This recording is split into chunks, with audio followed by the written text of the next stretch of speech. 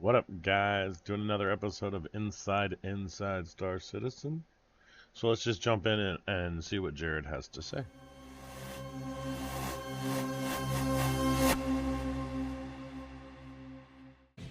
The Core Technology Group. Bunch of big brains found in all 5 of our studios. These are the folks that have been working to expand Star Citizen beyond the limitations of the traditional client-server model, to distribute what would have been the work of a single server across many. This work has many parts, but the collective name for all the technologies that allow this to happen, we call simply server meshing. Beginning late last year, the newly created Tech Preview channel was used for a series of tests. And while the work of server meshing is that of our entire development staff, toiling in concert with the Core Technology Group, we asked members of the small but dedicated UK networking team to speak on their behalf. This is Dev Diary Server Meshing.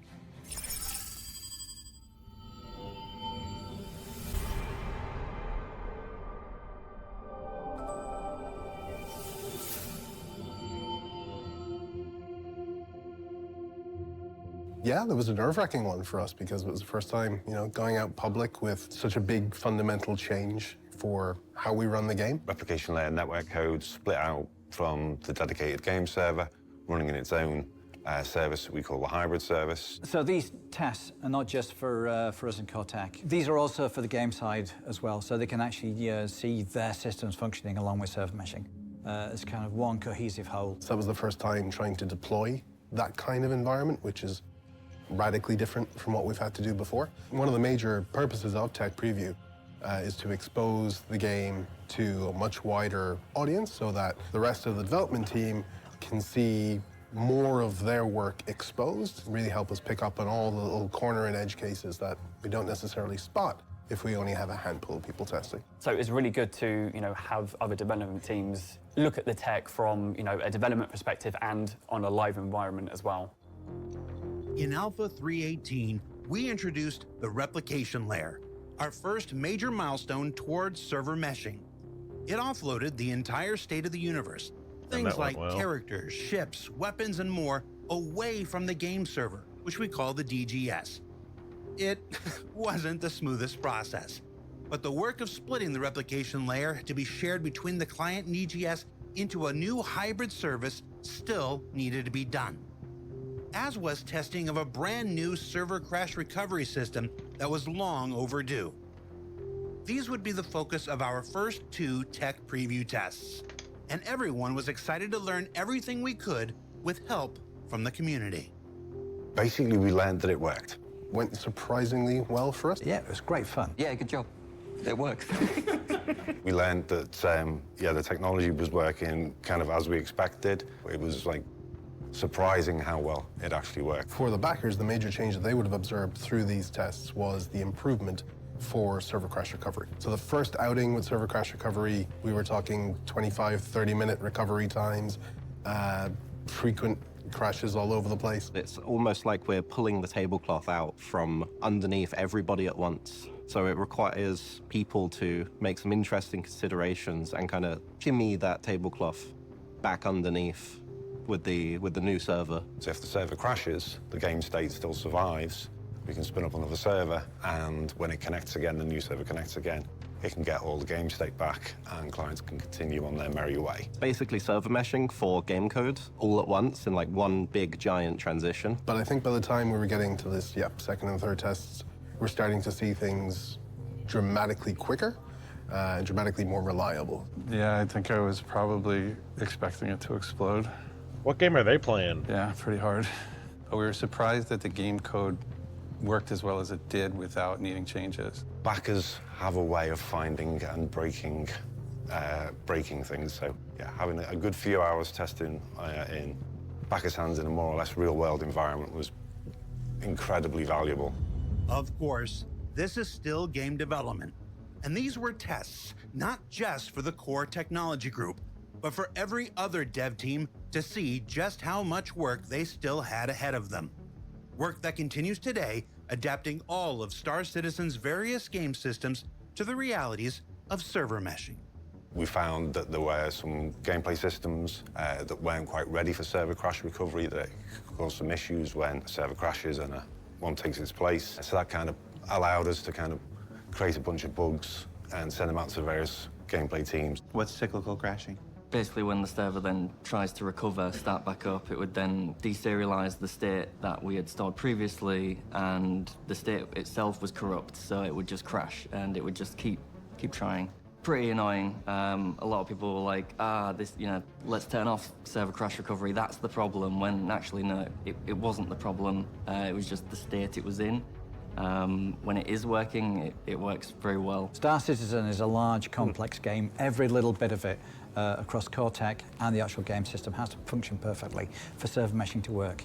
The test allowed us to point to parts of the code where things didn't function, so we could go back to the game teams and say, you need to go back and you need to rework this particular system. Being able to allow the replication layer to kind of soak is kind of how we were able to get it from basically having things work for the first time to a production-ready product. Making sure that we were in a good state so that we could progress with the next set of tech preview tests. It had worked twice now?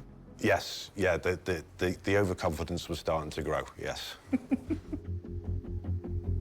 With 2 successful trials in the can, the team broke for the holidays, returning in January with more tests, more fixes, more bugs to discover, and even improvements to the very manner in which we collected and analyzed data itself. At this point now, it's not only about just getting server crash recovery working, but we're really starting to see changes come in from the game teams for the various systems that interact with it. So from those early tests, people would have seen a loss of state for certain systems or things that just didn't recover well. If you ended up in a weird condition where, let's just say, you were in the middle of respawning during a server crash. But this has been, we were noticing, a lot of major spikes, and a player tries to interact with a door or a ship or tries to pick up something, and they could be waiting several minutes for something to actually happen. But then it was also other game code as well. Other teams, send in sort of like serialized variables and messages across the network. Some of them were being sent twice, which obviously is not ideal, because if we send in messages twice, we only need to send it once. Then we've got 2 messages being sent, which is the backlog or the queue is just going to get busier a lot quicker. So between now and then, data, analytics, metrics, making sure that the development team had the information that they need when they request it as well, and having our back-end dashboard set up so information is correct and not incorrect, because we don't want to provide incorrect results. We're starting to see fixes for those kind of strange cases start to come in. So the overall experience at this point now would have been much more solid. At this point, after a series of necessary wins and a reconfiguration of our analytics dashboard, with clients and servers now both connecting to the hybrid service, ready to put an end to the DGS crashes causing players to get disconnected, it was time to move to the next major milestone: testing configurations of multiple DGSs connected to the same hybrid service, or put simply, our first true server mesh. The next milestone in our tech preview testing was February 29th, which was the first time that we attempted to have 2 solar systems running on 2 DGSs connected to the same hybrid service, and clients basically able to connect through them, choose which solar system they wanted to play in, and go and play. So this one was the big surprise. So we were really excited to finally get multiple DGSs and multiple solar systems out there into the hands of the backers for testing. And also this was a huge milestone for the platform teams, because it's their first time having to deploy a full-on server mesh with multiple DGSs out to our live environment. That was a super exciting test. We still had the single hybrid, which for us, having a single hybrid manage the state of multiple servers was a huge, huge milestone. And with those, there may have been some bugs, some interestingness. Being able to see crash recovery actually occur and then succeed on the Pyro server really proved to us that we're kind of getting to that kind of milestone point. We had tried it internally first, but yeah, with the tech previews, it tends to be pretty hot. What you see is the build that we've created the day before. It's kind of a bit of a wing and a prayer to to hope that it is actually going to work. We got a lot of data about our performance, and it all seems to be holding up pretty well. You keep saying surprisingly well. Were you expecting this to just fall on its face? Yes, I've been working in games a long time, and for things to work first time is very unusual. So yeah, I was fully expecting something to explode and for us to have to patch something up. A little bit of anxiety, I feel, with teams that we never tried anything quite like this before, and the tech might not actually cope with it, and then we might have to cancel the test. Things, thankfully, went really, really, really well. Generally speaking, when we tested server meshing stuff out, it's tended to behave better than people expected at the time. So yeah, we've kind of gotten lucky with some of this stuff. However, as awesome as it was to finally see two star systems running on the same DGS, there was still one last-minute disappointment for every member of the team. Unfortunately, we had a last-minute issue with the jump points. That meant they weren't quite going to make it for that test. Originally, we were trying to make it so that the jump gates were functional, and you could have done solar system transitions via the jump gates. We didn't manage to make that in time. I remember being very upset that jump points decided not to work at the last minute. But there was an issue with the jump points where if someone used it, the radius to pull in people from the server to go to Pyro was essentially the size of the universe. So if you used the jump point, everyone in Stanton was going to Pyro whether they wanted to or not. And so you had to, so how did you enforce people not using it? I don't actually remember. I think we just said, no, don't. And the people behaved? If I remember, only one person tried it and it broke, so nothing happened, which, very lucky. And then, only a week later, on March 7th, the first successful test of a jump point assisted server transition occurred. For us in the UK, the tech preview releases tend to go out like 11 midnight kind of time.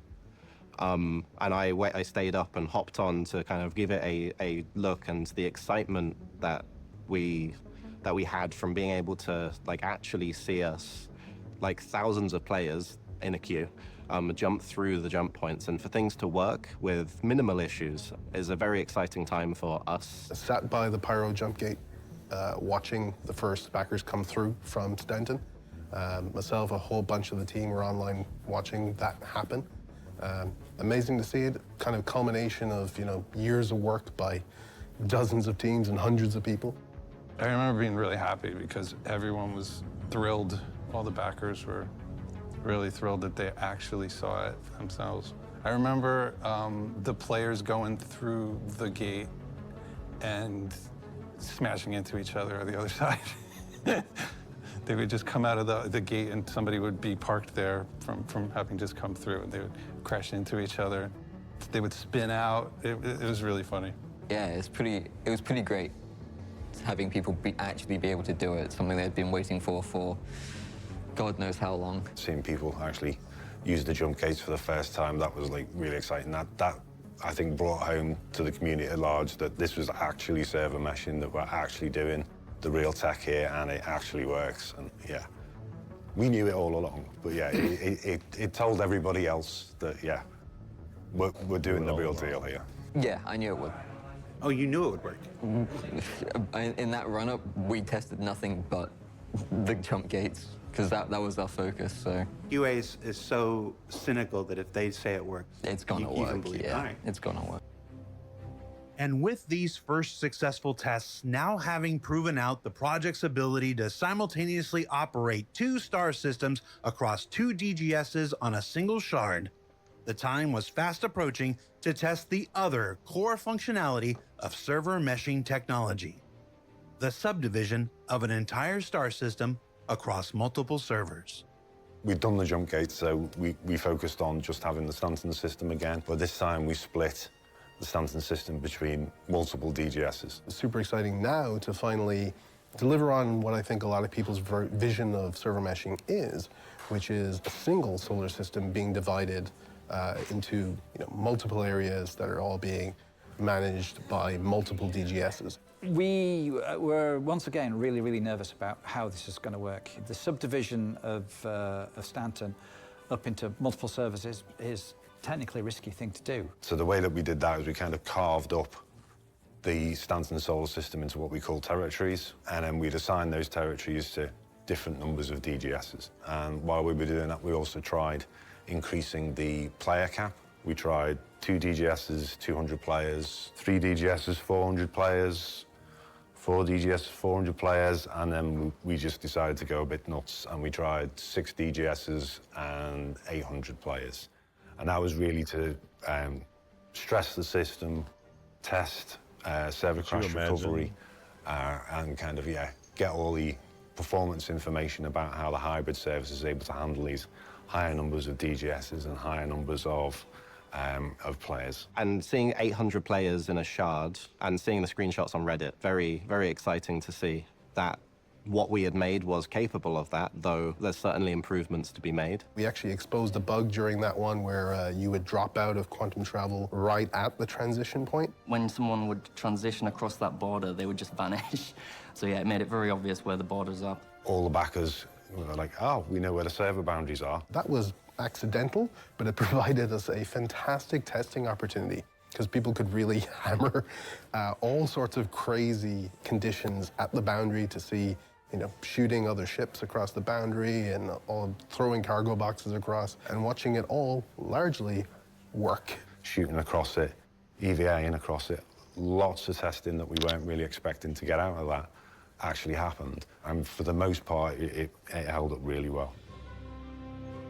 This configuration of star systems broken up into multiple territories, each containing one or more parts of the playable space like a planet or moon, distributed between whichever number of DGSs are available, and spreading the simulation workload across all the DGSs in the mesh, is what will one day allow us to seamlessly move or transition players throughout the galaxy without immersion-breaking loading screens. But with this first series of tests now completed, it was time to step back and ready the replication layer split and server crash recovery for Alpha 3.23. I watch a lot of streamers and videos, and everyone was really, really happy. And that makes me happy. That makes me motivated to do my job. When the RL split went out in 3.23, we didn't see too many problems. And things seem to be working very, very well. And I believe that's largely can be attributed to the amount of testing that we've done, kind of leading up with the backers and with the public. When General QA was testing it, when they first got their eyes on it, you could hear a pin drop when they were testing it. It was so quiet. People were so worried about it. And then when the test was over, they were floored, essentially. They didn't realize that tech had already been put into the game. And it was actually pretty incredible that it worked so well. The server recovery stuff was always something we have to get into Star Citizen to make the whole thing work. The crash recovery stuff required a lot of work on the game team side of things just to make sure that their systems is compatible so that when we do have the crash recovery, their systems will recover along with the actual server. It's a testament to our approach to all of this with Tech Preview, with getting all of this out into the hands of the backers super early. It's given us an environment and a place to mature this tech. So at the time that we came around to delivering it for real in the live release with 3.23, we had really good confidence that it was going to work, that it was going to be a good experience, and I think for the large part, that's been true. With Alpha 3.23 now out, there's still work to be done, and a new series of trials have already begun by the time this episode airs. Between now and 4.0, we've got a lot of work to do, both on the tech side of things within Core Tech Group, with the teams who are actually working on server meshing. There's a lot of work to do on the game side of things. We've got to work with the game teams very, very closely. Pretty much every system in the whole game is affected by server meshing to some extent. More tech previews in the lead up to 4.0. That should help us harden some subdivision, multi-system split, and kind of see where we can kind of push things. Every time they bump up the test, more and more people, I'm just like, oh, now they're going to find more stuff that we don't know about. Oh no, there's more work coming. My team's also improving tooling as well, making sure the health of the content is, and the world we're building is the best it can be. Ultimately, these steps between now and Alpha 4.0 and the continuing work beyond are only made possible by the support of fellow developer and tech preview tester alike. And it's these efforts that keep the teams moving forward towards these difficult but attainable milestones. Has there ever been a point in the last 5 years? No. Really? No, yeah, no. No, I mean, there have been some, it's been a bit rocky at times, but I never lost faith because I believe in the tech. I don't think we could have done this anywhere else. Nowhere else would have the patience to really develop this kind of tech on the promise of something that might happen. I don't think there is another game company on the planet that can do what we're doing. We can take risks to produce amazing technologies that other game companies simply can't take. I'm pretty convinced that this couldn't be done anywhere else. Might sound like we're really confident with how well Tech Preview has been going, because we are, but we're honestly amazed at how smoothly a lot of this has gone. Always room for improvement, of course, and there's always things that we wish had gone better. But by and large, we're really impressed with the maturity of the tech so early on. How well it performed under really heavy load in a real environment. This is an incredibly exciting time for me. I personally have been working on this for almost 10 years. All the little bits and pieces that we've been doing have all been leading up to this. This year's been fantastic in actually seeing a lot of it all come together, and you know, the jigsaw puzzle's virtually complete now. There's just the last few pieces to put in. It's just been amazing to actually see all this work, all this effort that we've put in actually come together, and to be able to put it in the hands of our backers and, you know, get their feedback and, you know, have them experience what this could mean for the game. It's amazing. Star Citizen Alpha 4.0 will be the first time a server mesh consisting of multiple DGSs with many territories and even multiple star systems makes its way to the live game environment. This represents an enormous step forward towards our goal of making Star Citizen into a massive, seamless, persistent universe. After 4.0, we'll continue to push this first version of server meshing, gradually increasing the number of DGSs within the mesh and the number of players this technology can immediately support. But to fully unlock the potential of the work being done, beyond that, we'll pursue dynamic server meshing, where the distribution of players and entities that get streamed in on the DGSs are managed according to server load. All in all, the journey to server meshing started nearly 10 years ago and will continue to evolve beyond its debut in this year's Alpha 4.0. And we invite you to continue following along with this progress in the Tech Preview channel, where you can help to ensure the best possible future for its development, as well as keep folks like the UK Network team, just one of the many groups dedicated to bringing this technology to life, energized and empowered to make this dream a reality. For Inside Star Citizen, I'm Jared Huckabee. Thanks for letting us share the people and process of game development with you, and we'll see you all here next week. Nice. So the only thing I do have to really say is they have really done really well with the last update. As much as they've done and as little as people know about what they've done, and the fact that everything is basically running the same as it did before is really nice. So I do think they've done a really good job of whatever it is that they've done. Because 3.23 is a lot better than it was. So thanks for watching, guys. Like, subscribe, and I'll catch you guys on the flip side.